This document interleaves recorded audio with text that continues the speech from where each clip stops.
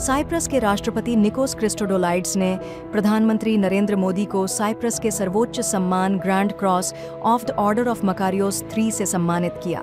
प्रधानमंत्री ने 140 करोड़ भारतीयों की ओर से यह सम्मान ग्रहण करते हुए भारत और साइप्रस के बीच लंबे समय से चले आ रहे मधुर संबंधों को समर्पित किया, जो साझा मूल्यों और आपसी विश्वास पर आधारित हैं।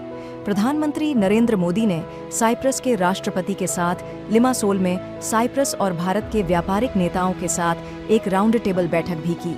दोनों नेताओं ने बैंकिंग, वित्तीय संस्थानों, विनिर्माण, रक्षा, रसद, समुद्री, शिपिंग, प्रौद्योगिकी, नवाचार, डिजिटल प्रौद्योगिकियों, कृत्रिम मेधा, IT सेवाओं, पर्यटन और मोबिलिटी संबंधित विषयों पर बातचीत की।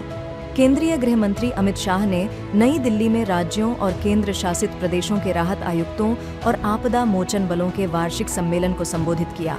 केंद्रीय मंत्री ने कहा कि पिछले 10 वर्षों में राष्ट्रीय आपदा प्रबंधन प्राधिकरण, राष्ट्रीय आपदा मोचन बल और आपदा रोधी अवसंरचना गठबंधन के योगदान के कारण भारत आपदा प्रबंधन के क्षेत्र में एक ग्लोबल लीडर बनने की दिशा में अग्रसर है।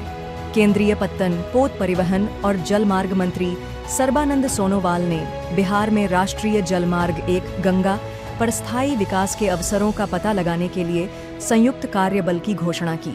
केंद्रीय मंत्री ने पटना में पहली बार आयोजित राष्ट्रीय जलमार्गों पर विचार विमर्श और परामर्श कार्यशाला को संबोधित करते हुए घोषणा की कि पटना को एक रिवर क्रूज हब के रूप में विकसित किया जाएगा और पोत मरम्मत सुविधाओं की संख्या बढ़ाई जाएगी।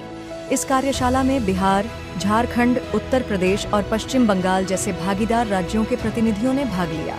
केंद्रीय पर्यावरण, वन एवं जलवायु परिवर्तन मंत्री भूपेंद्र यादव ने नई दिल्ली में अंतर्राष्ट्रीय बिग कैट अलायंस की पहली बैठक की अध्यक्षता की। केंद्रीय मंत्री ने कहा कि भारत IBCA के मंच के माध्यम से बड़ी बिल्ली प्रजातियों के संरक्षण को बढ़ावा देने के लिए प्रतिबद्ध है और हम अपने सफलतम अनुभवों एवं सर्वोत्तम कार्यप्रणालियों को अन्य रेंज देशों के साथ साझा करते रहेंगे। केंद्रीय स्वास्थ्य एवं परिवार कल्याण राज्य मंत्री अनुप्रिया पटेल ने भारतीय फार्माकोपिया आयोग द्वारा आयोजित द्वितीय नीति निर्माताओं के फोरम के उद्घाटन सत्र को संबोधित किया। केंद्रीय स्वास्थ्य एवं परिवार कल्याण मंत्रालय के तत्वावधान में विदेश मंत्रालय के सहयोग से आयोजित इस फोरम में 24 देशों के नीति निर्माताओं और दवा नियामकों का एक अंतर्राष्ट्रीय प्रतिनिधिमंडल भाग ले रहा है। फोरम का उद्देश्य औषधि मानकों और सस्ती दवाओं तक पहुंच के संबंध में वैश्विक सहयोग को मजबूत करना है।